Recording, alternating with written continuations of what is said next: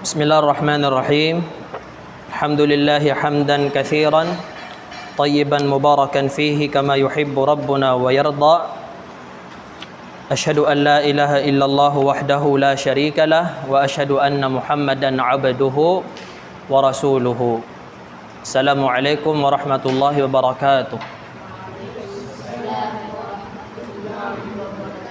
Okay. Yang hadith na yan yung tatalakay natin. And then, para luminaw ng maayos, meron tayong short story na ikukwento dito. Gaya kahapon. Naalala niyo yung kwento natin kahapon? About saan? Yung tatlong lalaking na lockdown sa loob ng hindi gubat. Sa cave. Buti pa siya Muhammad. Sa kuweba. Okay, ngayon, itong hadith, maikli yan. Insyaallah, malaking matututunan natin dito. Itong hadith, ikinuwento yan ni Suhaib Ar-Rumi radiyallahu an. Si Suhaib Ar-Rumi, kabilang siya sa mga great companions, dakilang sahaba ni Propeta sallallahu alaihi wasallam. Sabi nung Suhaib Ar-Rumi, sinabi nung Rasulullah sa amin. Okay, anong sinabi nung Rasulullah? Itong isinulat ko dito. Ajaban li amril mu'min. Ajaban li amril mu'min. Nakakapagtaka. Ayan. Kataka-taka. Sa Maranao, piyaka mamasa. Sa mga term natin ngayon, nakakabilib, no? Nakakamangha. Si Propeta sallallahu alaihi wasallam nagtataka siya, nagmamangha siya. Saan? Sa kalagayan ng mu'min. Ano yung mu'min? Jamsid, ano yung mu'min? Taong? Ha? Okay, mananampalataya. Halimbawa, ikaw, pinapaniwalaan mo ang Allah, pinapaniwalaan mo si Propeta sallallahu alaihi wasallam, naniniwala ka sa mga malaika, tawag sa iyo mu'min, believer, no? Ito yung kabaligtaran ng kafir. Pag sinabing kafir, disbeliever. Di ba merong surah sa Quran, kafirun, surah al-kafirun. Okay, sabi ng Rasulullah, nakakapagtaka, nakakamangha ang kalagayan ng isang mananampalataya sa Allah. Inna amrahu kulluhu khair. Katunayan, ang lahat ng kalagayan ng mu'min, lahat ng situation niya, lahat na lang mabuti sa kanya. Lahat na lang mabuti sa kanya. Okay, magbibigay ito ng halimbawa para luminaw yan. Yung kabusugan, mabuti o masama? Mabuti, di ba? Yung nilalamigan ka, air conditioner yung kwarto, mabuti, masama? Mabuti. Wala kang sakit, mabuti, masama? Mabuti. Bubuksan mo yung pitaka mo, ang kapal. Libo-libo tigta 3 ulo Mabuti, masama? Ano yun? Mabuti, masama? May pera ka? Mabuti. Okay, ngayon, ito. Masakit ulo mo, mabuti, masama? Masama. Ayaw nating sumasakit yung ulo natin Lalabas ka, may kaaway ka. Mabuti, masama? Masama. Okay. Tayo, may mga mabuti, may mga masama tayong na-encounter sa everyday life natin. Hindi lahat mabuti. Hindi rin naman lahat masama. So, yan yung nagpapalitan. Naintindihan? Ngayon, pagdating sa mu'min, yung tunay na mu'min, yung tunay na mananampalataya, sabi ng Rasulullah, nakapagtaka to. Bakit? Lahat na lang kasi nang tumatama sa kanya, mabuti para sa kanya. Walang masama para sa kanya. Intindihan? Paano yun? Sabi ng Rasulullah, walang ganyan maliban na lamang sa tunay na mu'min. Yung tunay na mu'min, lahat ng mabuti, lahat ng bagay mabuti sa kanya. It means, yung hindi ganito, hindi tunay na mu'min. Meron palang 2 uri yung mu'min na tinatawag. Merong real mu'min, tunay na mu'min, at merong fake, no? Paltek sa maranaw. Peke. Pekeng mu'min. O lahat tayo gusto natin maging tunay na mu'min sa Allah. Kaya nga tayo nagsusumikap eh. Kaya tayo nag-aaral ng Arabic language eh. Nang sa gayon matutunan natin yung Islam, maging tunay tayong mu'min. Ngayon, sabi nung Rasulullah, in asabathu sarra syakara fakana khairan lah. Ito yung unang katangian ng isang mu'min. Yung tunay na mu'min. Kapag siya ay tinamaan ng sarra. Ibig sabihin ng sarra, mga mabubuting bagay. Yung mga binanggit natin kaganina. Maganda yung kalusugan niya, maganda yung hanap buhay, complete family, marami siyang kaibigan, no? Wala siyang problema. Anong ginagawa kapag ganoon? Sabi ng Rasulullah, yung mu'min na yun, syakara. Ano ibig sabihin ng syukran? Salamat, di ba? O sabi ng Rasulullah, siya ay nagpapasalamat. Papasalamat siya sa Allah. Sa mga biyaya, sa mga bounties, no? Sa mga limo. Yung mga kabutihan na nakukuha niya, agad-agad niyang pinapasalamatan sa Allah. Tatalakayin natin mamaya, paano ba magpasalamat sa Allah? Enough na ba na sabihin mo, Ya Allah, thank you, may ulam ako ngayong araw? Sapat na ba yun? Pero hindi ka nagsasala? Hindi ka nag-aadhkar? No? Hindi ka nagbabasa ng Quran? Okay. Pangalawa, sabi ng Rasulullah, kapag siya naman ay tinamaan ng darra, ibig sabihin ng darra, pinsala, dilubyo, problema, sakit. Anong ginagawa ng mu'min na yon? Sabar. Siya ay nagtitiis, nagtitimpi. Ito yung tunay na Tagalog ng sabar. Siya ay nagtitimpi sa mga problema. Siya ay nagtitimpi sa sakit. Namatayan siya. Sasabihin niya, inna lillahi wa inna ilaihi raji'un. Tayo ay nilikha ng Allah. No? Tayo ay pagmamay-ari ng Allah at sa Kanya rin tayo babalik. No? Okay. So ito yung dalawang magandang katangian ng mu'min na nakakapagtaka. Pag may biyaya, siya ay nagpapasalamat sa Allah. No? Kapag mayroong pinsala, siya ay nagsasabar. Sabi ng Rasulullah, walang ganyan maliban sa tunay na mu'min. Yung kafir, yung disbeliever, wala sa kanya yung dalawang yan. Yung disbeliever, yung kafir, yung non-Muslim, no?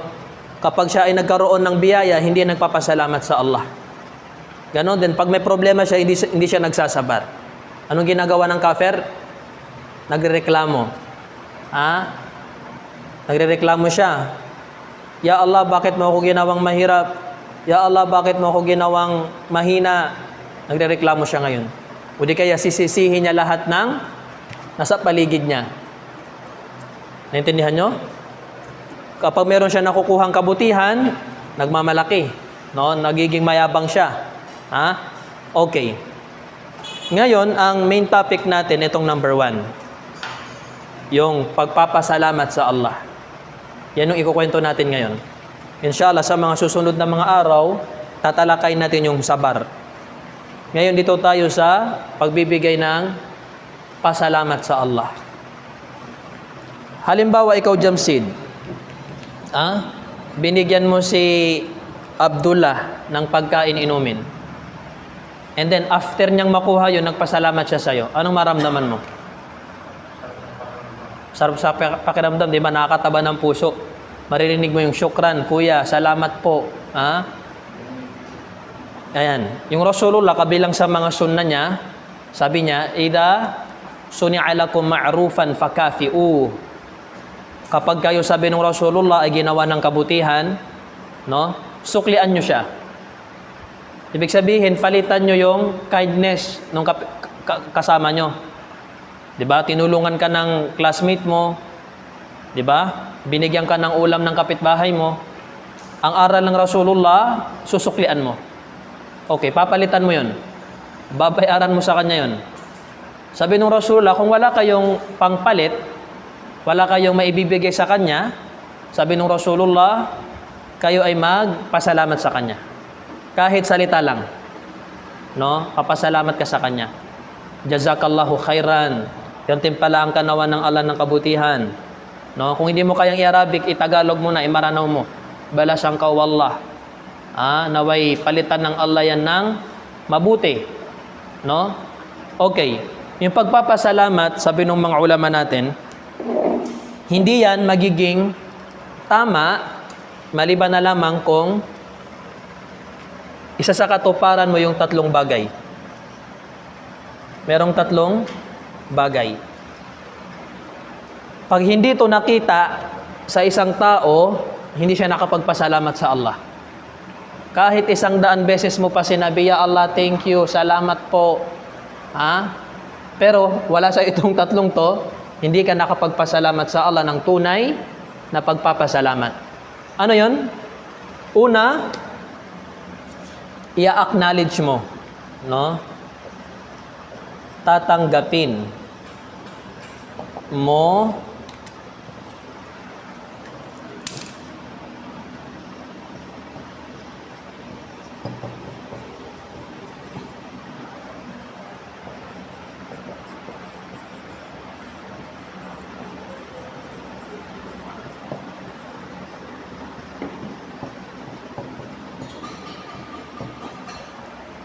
i-acknowledge mo yan sa sarili mo. Diba? Iisipin mo, papaniwalaan mo, tatanggapin ng puso mo na ang biyaya, yung kabutihan na nakuha mo ngayon, yan ay mula sa Allah subhanahu wa ta'ala. Hindi yan dahil sa galing mo. Hindi yan dahil sa talino mo.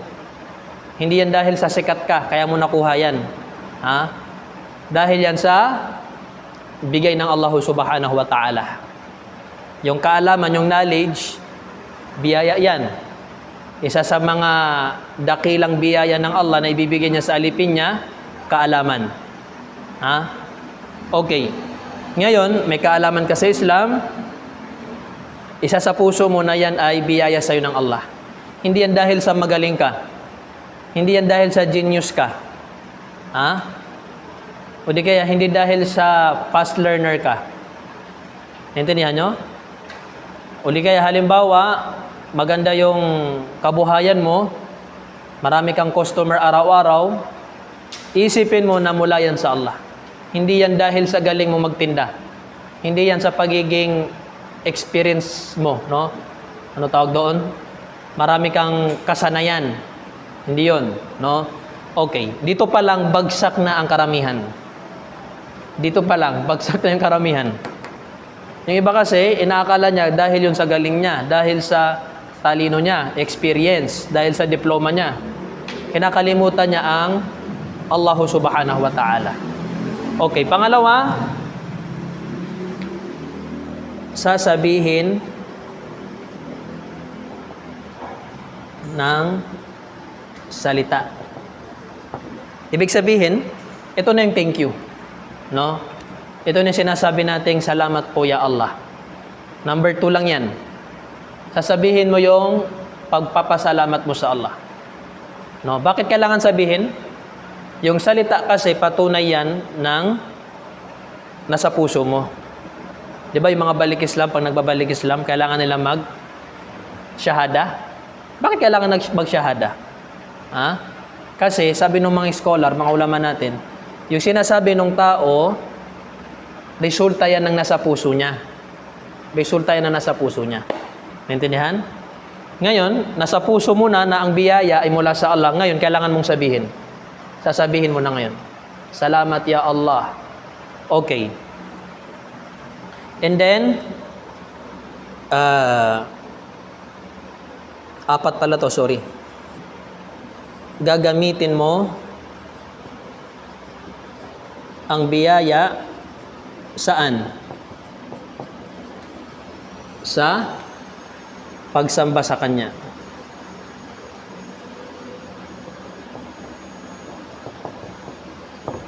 Halimbawa, yung kaalaman, ang tunay na pagpapasalamat sa Allah, gagamitin mo yung kaalaman mo sa pagsamba sa Kanya.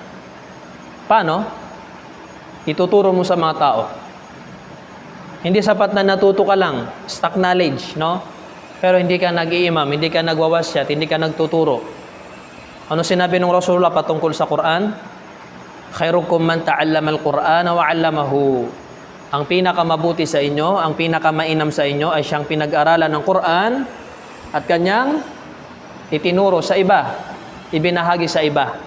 I-share niya yung kaalaman niya patungkol sa Quran. Yun yung pinakamainam. Ha? Okay. Meron kang kayamanan. Biyaya ng Allah yung kayamanan. Tama, mali. Okay, ang tunay na pasasalamat sa Allah, gagamitin mo yan sa pagsamba sa Kanya. Paano? Paano gamitin yung kayamanan sa pagsamba sa Allah? Okay, very good. Bibigay ka ng kawang-gawa, no? Maghahandog ka ng tulong. Yung mga kamag-anak mong nangangailangan, kapuspalad, tutulungan mo sila. Yung mga kaibigan mong mangungutang sa'yo, papautangin mo sila. Yung masjid na naghihingalo na, walang pambayad sa mga bills, anong gagawin mo? Tutulungan mo, pupunuin mo yung sadaka box. No? Papakainin mo yung mga homeless. No? Yun yung patungkol sa kaalaman. Okay, sa kayamanan. Marami pa. No? Yung pangangatawan mo, yung good health, yung magandang pangangatawan, paano mo magagamit sa ibada? Ha? Sambayang, sala, hajj, jihad. Ayan, da'wah. Ayan, nagagamit mo siya sa pagsamba sa Allah. Maraming mga strong men, ginagamit niya yung lakas niya sa kasalanan. Ginagamit niya sa pagsuway sa Allah subhanahu wa ta'ala. Merong mga maalam, ginagamit yung kaalaman niya sa haram. Naging scammer, no? Yung galing niya sa kalokohan, no? Ayan, makikita mo yung talent niya sa pangluloko. May mga ganyan 'di ba? Yung tapang niya ginagamit niya sa haram. Ha? Kasalanan 'yun. Oh, hindi na nga siya nakapagpasalamat sa biyaya ng Allah niya sa kanya, ginamit niya pa sa haram. Oh, patong-patong yung kasalanan 'yun. Okay, number 4, babanggitin mo sa mga tao.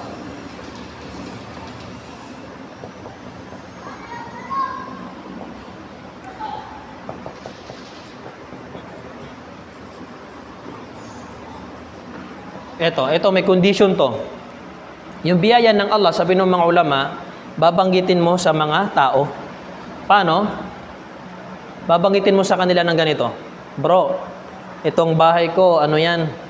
Dahil yan sa biyaya ng Allah sa akin. No? Yan yung mga panalangin ko sa Allah na gusto ko makuha. Itong galing ko, itong talino ko, regalo to ng Allah. Ayan, itong mga anak, i-address mo yung biyaya sa Allah. Hindi sa sarili mo. Okay. Ito yung sinabi ng Allah sa Suratul Duha, wa amma bi ni'mati rabbika fahaddith. At ang biyaya ng iyong Panginoon niya Muhammad, fahaddith. Ikwento mo sa mga tao. Okay, may condition yan. Anong condition? Kailangan walang kasamang pagmamayabang. Baho may kinukwento mo, may kasamang pagmamalaki, pagmamayabang. Okay, ngayon, riya, pagmamalaki, no? Pakitang tao. Kailangan walang ganun. Walang ganun dapat. Okay, sincere. Sincero ka dapat sa Allah subhanahu wa ta'ala. Ngayon, iba-back up natin tong kwento natin dito sa hadith. No? Itong kwento na to, hadith din to ni Propeta sallallahu alaihi wasallam. Makinig kayo maigi. Marami kasing absent. Hindi tayo pwede magkiraa. Nadagdagan pa yung absent Kahapon hindi kami nag-fiqh kasi maraming absent. Kasi ang mangyari niyan, pag nagkira tayo, maraming malilate. Bilangin mo kung ilan lang kayo dito. Gaya sa fiqh, hindi ako nagturo ng fiqh kahapon. Siguro bukas, dadating yung mga kasama nyo. No? Okay. Unawain nyo to, maigi. Napakahalaga nito. Sabi nung Rasulullah sallallahu alaihi wasallam, merong tatlong kalalakihan. Tatlo na naman. No? Nagkakataon lang yan. Laging tatlo yung karakter sa mga kwento. Ha? Yung tatlong kalalakihan na yon, sinubok sila ng Allah subhanahu wa ta'ala. Binigyan sila ng Allah ng trials, exam. No? Okay. Ano yung meron sa tatlong yon? Yung tatlong to, sabi ng Rasulullah, may mga kapansanan. Ano tawag nila dito? PW? Ano, may tawag sila sa ano eh. Di ba? PW ba? PW. Ayan. Personal, ay person with PWD? With disabilities. Ganon. Ayan. Kumbaga, ito yun. Itong tatlo, may mga kapansanan sila. Una, bulag. Rajulun a'ma. Alam natin yung bulag. Ha? Pangalawa, ano? Yung ano niya, ano ba yun? Balat niya, ketong. May scabies. Hindi maganda yung balat niya. Yung isa naman, yung buhok niya, hindi maganda yung tubo. May sakit. Hindi naman panot. Ha? Hindi panot. Yung buhok niya, parang may ano ba, may cancer. Inborn. Alam niyo yung ano, di ba yung mga cancerous, nalalagas yung hair? Ayan. Ha? Ibang usapan naman yung buong panot. Okay. Makinig kayo maigit. Bulag, kitongin, may sakit yung balat niya. Ha? Ito yung pumuputi yung balat eh. Akala mo Amerikano eh. Ha? Hindi pa an-an, mas matindi pa sa an-an. Hindi, ano to talaga, sa dugo to. Yung an-an na ano yun eh, natatanggal din yan eh. Hindi bilog-bilog. Mismong ano, no, mismong buong katawan mo, sisirain niya. Kumakalat yon. Ketong sa Tagalog. Ha? Ketong. Pangatlo, hindi maganda yung tubo ng kanyang buhok. Okay, ngayon, makinig kayo maigi. Ha? Yung Allah subhanahu wa ta'ala, sinubok sila. Paano sila sinubok? Nagpadala yung Allah subhanahu wa ta'ala ng malaika, angel. Tayo mga mu'min, kabilang sa pillars of iman, paniniwala sa mga anghel. Hindi ka magiging mu'min kung hindi mo pinapaniwalaan si Jibril alayhi salam. Hindi si Jibril makulit. Ha? Hindi ka magiging tunay na mu'min kung hindi mo papaniwalaan si Mikail, si Israfil, si Malakul Maut, no? Kabilang yan sa iman sa Allah subhanahu wa ta'ala. Okay, nagpadala siya ng malaika. Yung malaika na yun, nagpalitan nyo siya. Nagkatawang tao. Ha? And then, yung malaika na yun na nagkatawang tao, ang itsura niya, itsurang pulubi. Dukha, mahirap. Matandang pulubi. And then, pumunta siya doon sa, yung may sakit sa balat. Ha? Yung akra. Pumunta siya doon sa akra. And then, ano ba yun? Ang nangyari, hindi, na-shortcut ko yung kwento eh. Yung akra na yun, yung akra, yung pulube, yung may ketongin, nalilito na ako sa kwento eh. Yung may sakit sa balat, no? Biniyayaan siya ng Allah subhanahu wa ta'ala ng biyaya. Itong mga binabanggit natin ngayon, no? Ginawaran siya ng kayamanan, no? And then yung sakit niya, nawala. Yung sakit niya na yun kasi pinandidirian ng mga tao. So, inaayawan siya ng mga kamag-anak niya. Hindi lang yun, pag dadaan siya sa daanan, malayo pa lang, nagbubulungan ng mga tao. Di ba may mga ganyan? Ito ang problema eh. Kapag may kapansanan, may kapintasan, nadidiscriminate. Ayan, mga marites, no? Nadiscriminate siya eh. Ha? So, yung Allah subhanahu wa ta'ala, pinagaling yung may sakit na yon, no? Na nawala sa kapahintulutan ng Allah. Yung Allah, siya ang nagbibigay ng lunas sa lahat ng sakit, no? And then hindi lang yon, ginawaran siya ng Allah ng kayamanan, no? Dati ang kayamanan ng mga tao, mga hayop. Baka, kamelyo, kambing, yun ang mga kayamanan nila dati, no? Oh, kahit naman hanggang ngayon eh, kung may kambing ka, no?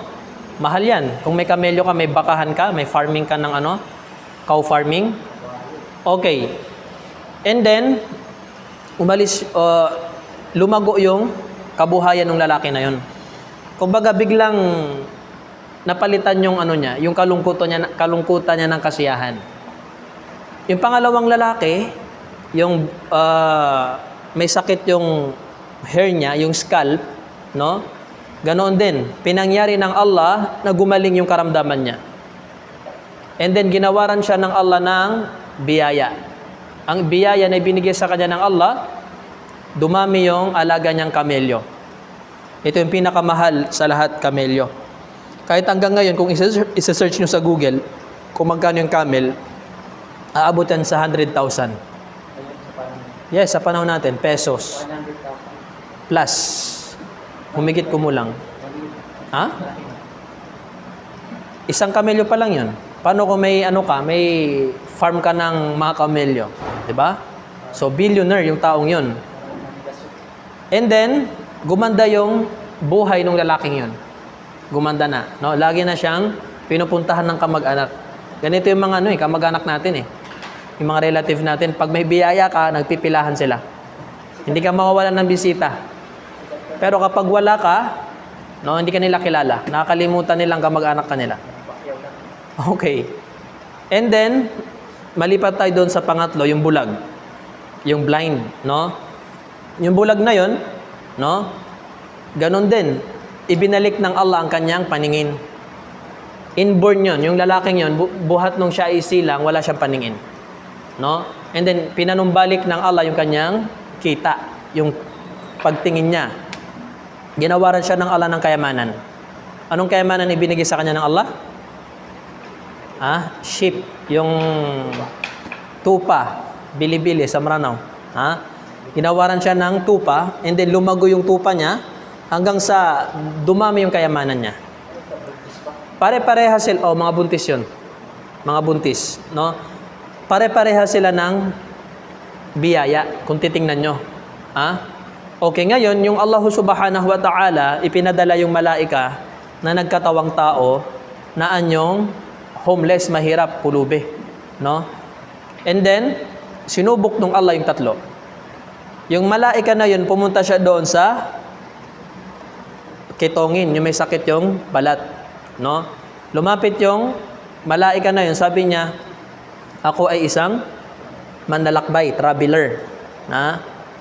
Ako ay manglalakbay, and then naubusan ako ng baon. Ayan, anong gagawin mo? Halimbawa, pag wala ka ng pamasahe, mahal ngayon yung pamasahe. Di ba minsan nakakapos tayo? No? Kinakapos tayo ng pamasahe. Ganun yung nangyari sa lalaki na yun. Ang nangyari, sabi niya, ako ay isang traveler, no? Ngayon, walang makakatulong sa akin pagkatapos ng Allah, maliban na lamang ikaw. Ang makakatulong lang sa akin ang Allah at ikaw lang. No? Okay. Sabi nung lalaki na yon, anong gagawin ko? Sabi nung malaika, sabi niya, nais ko lang na bigyan mo ko ng tulong, kakaunting tulong lang. Kumbaga, barya. No? Yung lalaki na yon, mata pobre, mayabang. No? Sabi niya, hindi po pwede. No? Kasi baka ikaw ang maging mitya ng kamalasan ko. Ay, mga ganung salita. Itinabo niya yung homeless, yung malaika na yun na nagkatawang tao. No? Yung malaika na yun, sabi niya, parang nakikilala kita dati. Parang namumukhaan kita. Hindi ba ikaw yung lalaki dati dito sa lugar na pinandidirihan ng mga tao? Dahil sa sakit mong, yung sakit mo na kumakalat sa iyong katawan, sa balat. No? At ikaw ay biniyayaan ng Allah, nilunasan ka niya, binigyan ka ng kayamanan. Yung lalaking yun, nung narinig niya, nagalit siya. Sabi niya, anong may sakit? Anong ganito, ganyan? Anong pinagsasabi mo? Ako isinilang na maganda ang aking balat, pangangatawan, healthy, sabi niya. At itong mga kayamanan ko nakikita mo, dahil to sa minana ko sa aking mga magulang. Warithuhu an kabirin, min kabirin an kabirin. Minana ko yan sa aking mga mayayamang ninuno.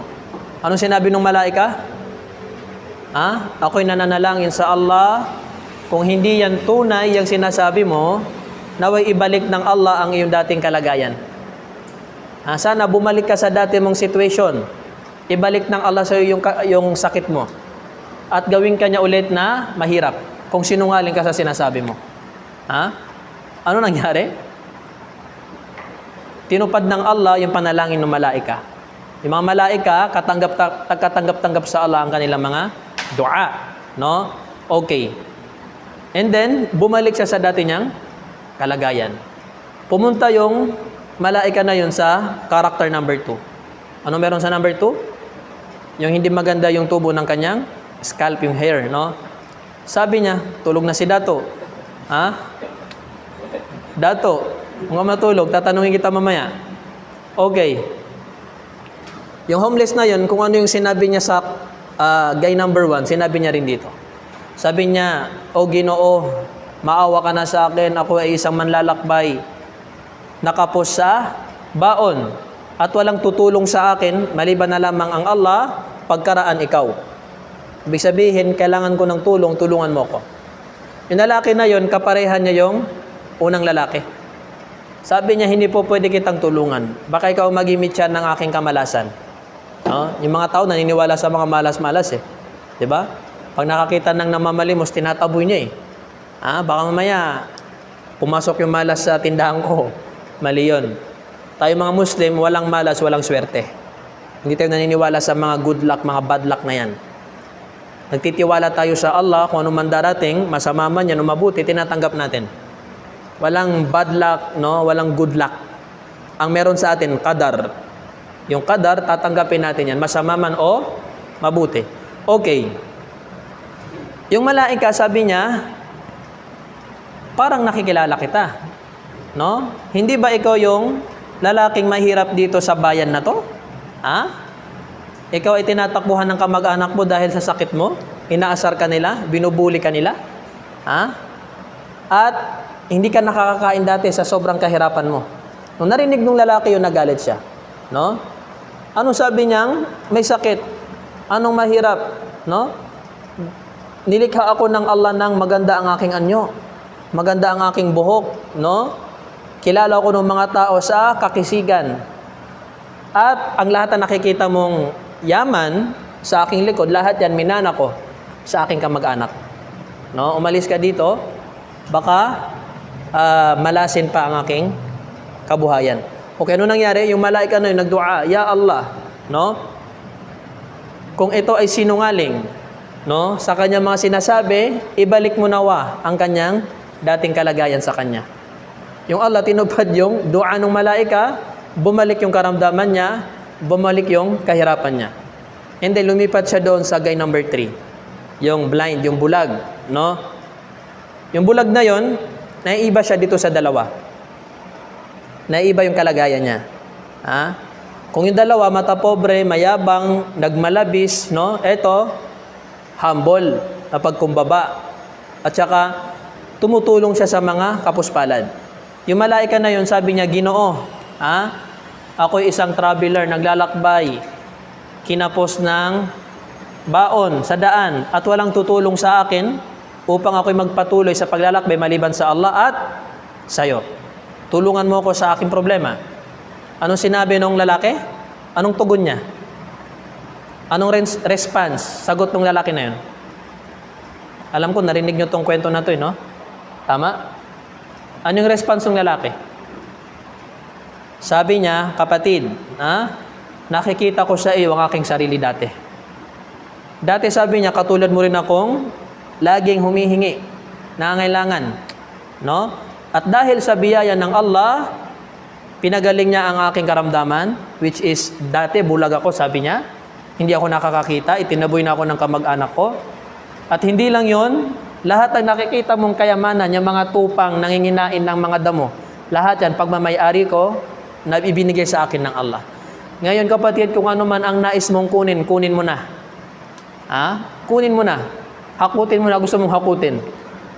Pagkain, pera, inumin, hayop, sa'yo na. No? Walang-wala ang ibibigay ko sa iyo sa ibinigay ng Allah sa akin. So ganito yung tunay na nagpapasalamat sa blessings ng Allah. Ito yung number 3. Gagamitin ang biyaya sa pagsamba sa Allah subhanahu wa ta'ala. Nagbigay siya ng charity, nagbigay siya ng tulong sa kapwa niya. Ngayon, yung malaika na yon nag-reveal, no?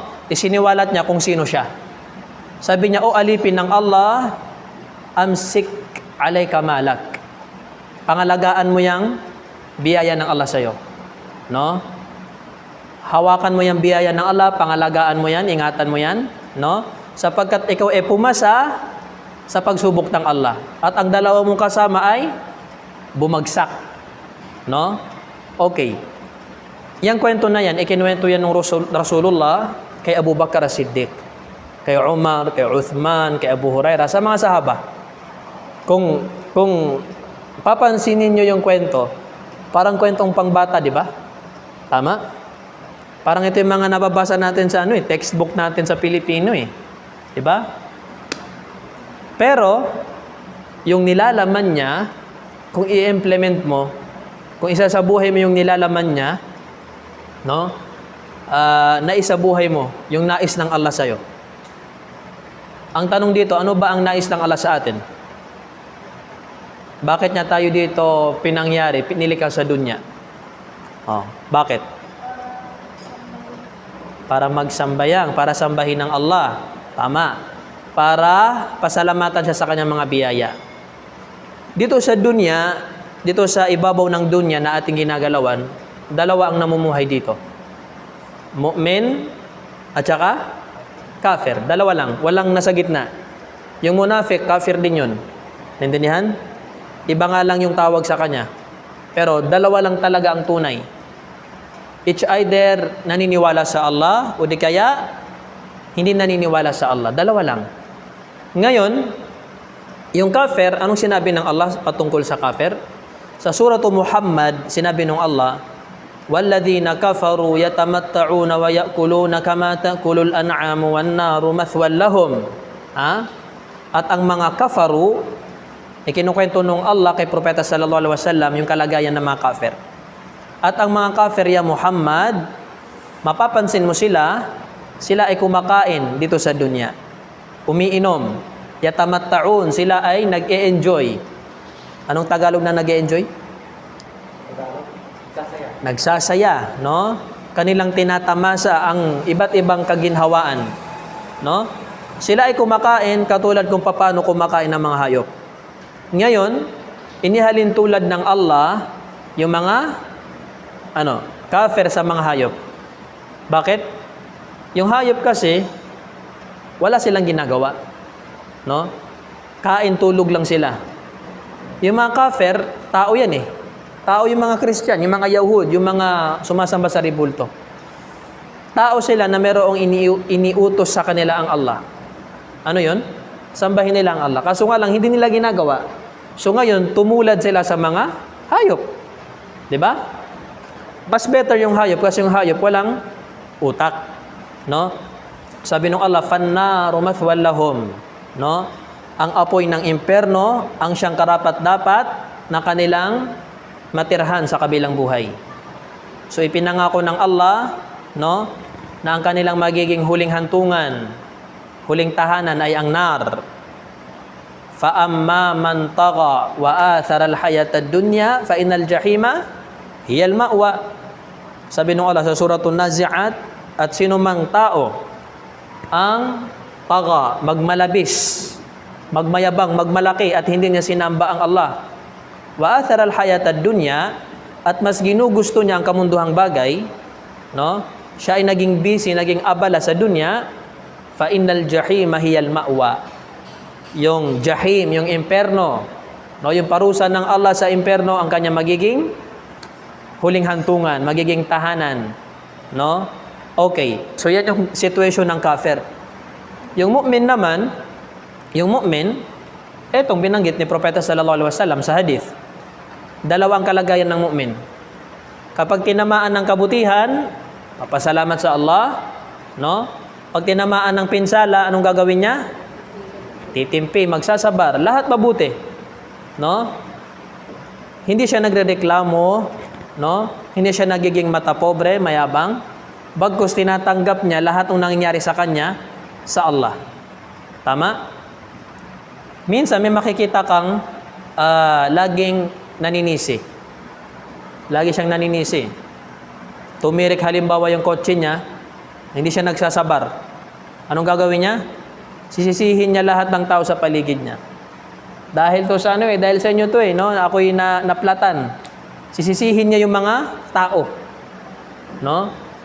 Walang sabar na tinatawag. Okay. Ganon din, walang pasasalamat sa mga biyaya ng Allah.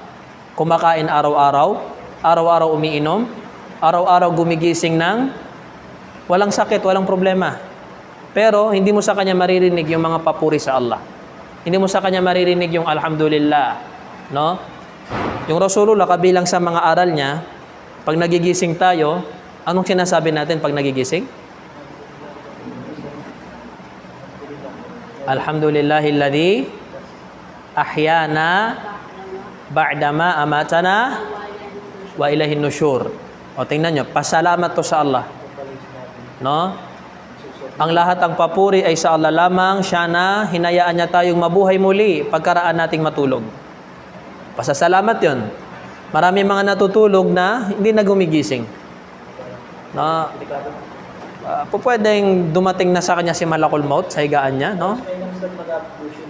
Yes, may mga adab sa pagtulog, no? Okay. Anong aral ni Propeta sallallahu alaihi wasallam pagkatapos natin kumain, uminom, magmerenda, magkape? O paano? Thank you ya Allah, ganun ba? Thank you po. Alhamdulillahilladzi at'amani hadha min ghairi hawlin minni wala quwwa. Ayan, dapat kabisado nyo yan. Yes. Pwede rin alhamdulillah, pero hindi mo nakuha yung sunnah. Ang sunnah kasi, alhamdulillahilladzi at'amani hadha ta'am min ghairi hawlin minni wala quwwa. Nasa Sahih Muslim yan. Hisnul Muslim. Okay, ano ibig sabihin yun? Ang lahat ng papuri ay sa Allah lamang, siya na ako ay kanyang hinayaang kumain ng pagkaing ito na wala akong kapagod-pagod. Wala akong kapagod-pagod, kinakain ko yung mga biyaya ng Allah. No? Pag nabahing ka, o anong sasabihin? Yung katabi mo halimbawa, hindi naligo, no? Nabahing ka bigla. Anong sasabihin? Alhamdulillah. Papasalamat ka. Yung iba kasi, thank you. Ay, thank you. Excuse me. Diba? Excuse me.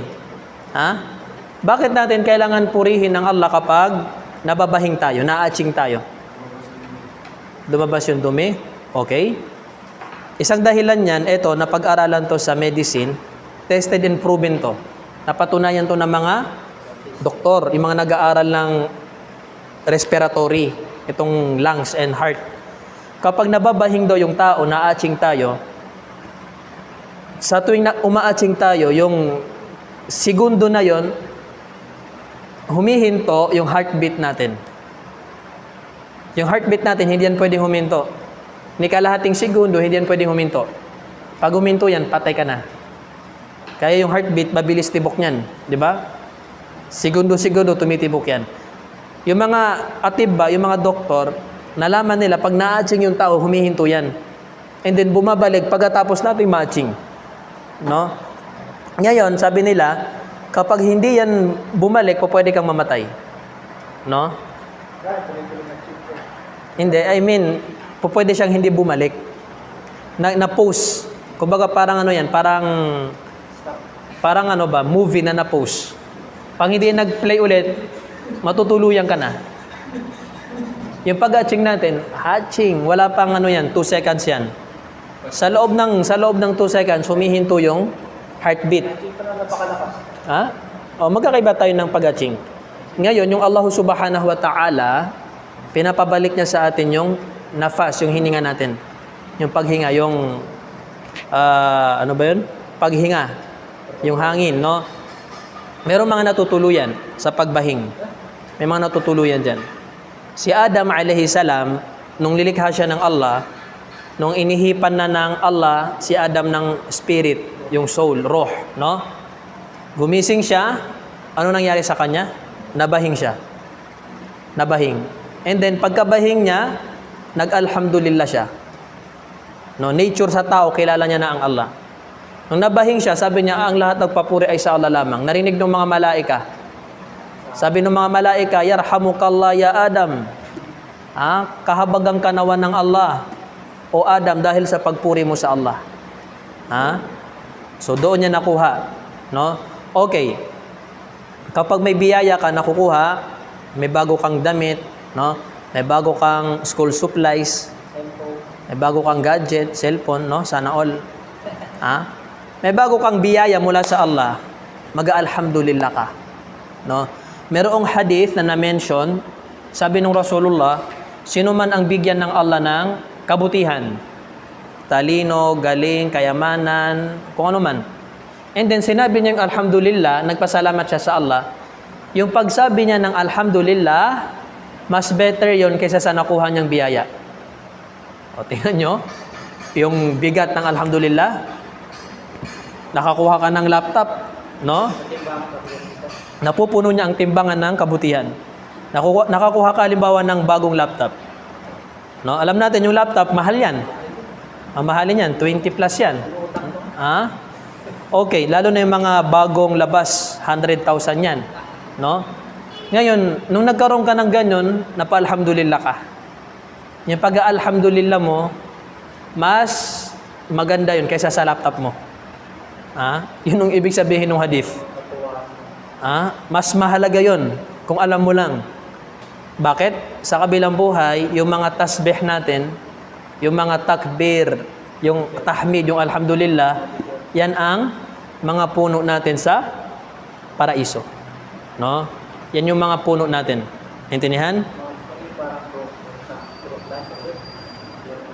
Yan yung mga pananim natin sa Jannah. Ma-harvest mo yan pagpapasok ka sa Jannah. Okay, bunga, no? Ma-harvest lang natin yung mga tinanim natin sa Jannah. Kung tao tayo sa Jannah. Kung tao ka sa impyerno, hindi mo ma-harvest yun. Kahit 1 bilyong alhamdulillah pa nabanggit mo sa dunya. Kaso nga lang, namatay ka sa kufr. Yes, ibang usapan naman yon. Ibang usapan. Ang tinutukoy natin, yung hinatulan ng Allah, napapasok talaga sa impyernong habang buhay. No? Yung papasok kasi sa hellfire, sa nar, sa impyerno, dalawang klase. Meron papasok sa impyerno na hinatulan ng Allah habang buhay na. Sino yung mga yon? Mga musyrik, mga kafir, munafiq. Hinatulan na sila ng Allah. Habang buhay, no way out, hindi na sila makakalabas. Okay, meron namang papasok sa nar, may papasok sa impyerno na temporary. Unawain nyo temporary. Pag sinabing temporary, merong time na papalabasin din siya ng Allah. No, kumbaga dito sa kulungan, meron siyang sentensya. No? Sino yung mga yon? Yun yung mga Muslim na makasalanan. Nagsasambayang siya, pero pagkatapos niya magsambayang, scammer. Pagkatapos niya magbasa ng Quran, makikipagchismisan, ang topic nila, yung kaibigan nila, nanlilibak. Pagkatapos magsambayang, kachat niya si Zainab. I love you. Niloloko niya yung babae. May jowa, no? May kinakasama. Zina yan, no? Okay, makinig kayo maigi. Yung mga taong yun na mga Muslim na may kasalanan, yung ginawa nilang kasalanan, kung hindi sila dito nakapagtauba sa dunya, hindi nila naihingi ng kapatawaran sa Allah yan, mamamatay sila na may kasalanan sa Allah, hindi yan libre sa kabilang buhay. Magbabayad sila sa kabilang buhay. Babayaran nila yon. No? Ano yung bayad? Papasok ka sa impyerno. Ngayon, papapasukin ka sa impyerno, halimbawa si Datu. Ayan, si Datu, sasabihin ng Allah, ya Datu Amir, papasok ka sa impyerno sa loob ng 7 days, halimbawa lang. O temporary lang yon. After 7 days, ano mangyari? Lalabas si Datu. Okay, matutuwa si Datu, ya Allah, 7 days lang pala, final. Okay, ang problema, yung day doon sa kabilang buhay, hindi gaya ng tagal dito sa dunya. Di ba yung 1 day dito sa dunya, binubuo ng 24 hours? Bibilang ka lang no? Bukas, Umaga na. Tapos na yung one day mo. Sa kabilang buhay, hindi ganon. Yung one day sa kabilang buhay, dito sa dunya, equivalent of 1,000 years. 1,000 years. Yung one day sa hereafter, sa kabilang buhay, sa Yawmul Qiyamah. No? Ang tagal niyan, maghintay ka muna ng 1,000 years dito bago mag one day doon. Walang oras na binibilang. Yun ang aya na binanggit ng Allah sa kabilang buhay. Sabi ng Allah sa suratu Mu'minun, wa inna yawman 'inda rabbika ka alfi sanatin mimma ta'uddun.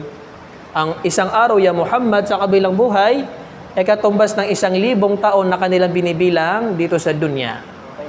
Ngayon, ang ibig sabihin pala Dato Amir ng 7 days, 7,000 years. Yung calendar natin na ginagamit nasa 2023 pa lang. Wala pa sa 7,000. Ibig sabihin yun, 7,000 days ka doon. Years. Yun ang meaning yun. Paano kung ang hatol sa'yo ng Allah, Dato, manatili ka dito ng 1 million year? Per day, sa 1 million year na yon, equivalent of 1,000. Ito yung sinabi ng Allah, labithina fiha ahqaba. Ito, tinatakot tayo ng Allah Labithina fiha ahqaba. Sila ay mananatili doon sa impyerno, sabi ng Allah, ahqaba. Ibig sabihin ng ahqaba, plural yan ng hukba. Hukbatun. Ibig sabihin ng hukba, kung di ako nagkakamali, 70,000 years. Isang hukba lang yun. Ang sinabi ng Allah, labithina fiha ahqaba. Mananatili sila sa napakaraming 70,000 years. Okay. Isa pa yan sa peligro ng nar. No? Ngayon, pipirituhin si Dato sa impyerno, no? Ano mangyari? Mababalatan yan, kulunit. Mababalatan yan. Pag nabalatan yan, pag anong tawag nila doon? Napunit na yung balat mo, na waldas na, ang mangyayari, babalik ulit. And then, iihawin ka ulit. Ganun yung nangyayari. Paulit-ulit lang. No? Sabi ng Allah sa Quran, sa Suratul Nisa, kullama nadijat juluduhum, kada punit ng kanilang balat, baddalnahum juludan ghairaha. Papalitan namin. Huwag mainit na tubig, yung ano lang, yung posporo. Yung posporo lang. Naudiga yung patak ng kandila, yun lang. Napapatili ka na sa sakit sa init So mantakin mo, iihawin ka doon. So, kaya mag-isip yung tao. Yung Allah, sabi niya, wal tandor nafsun ma qaddamat liqad. Yan ang problema. Kung hindi mo kaya magsagawa ng mga sunat, kahit yung mga obligado lang, gawin mo. Yung 5 wakto. No? Yan ang ano ngayon, problema ngayon. Okay, hanggang dito na lang. Thursday, bukas, inshallah, kung marami na kayo, fake at saka yung kiraan natin. So, ganito nangyayari pag konti, hindi tayo pwede mag-continue. Diba? May edit naman talaga tayo dati. Okay, hanggang dito na lang. Inshallah. Pero hindi nyo pa time. Dadating din yung point na, ayan, itatasmin nyo sa akin yan.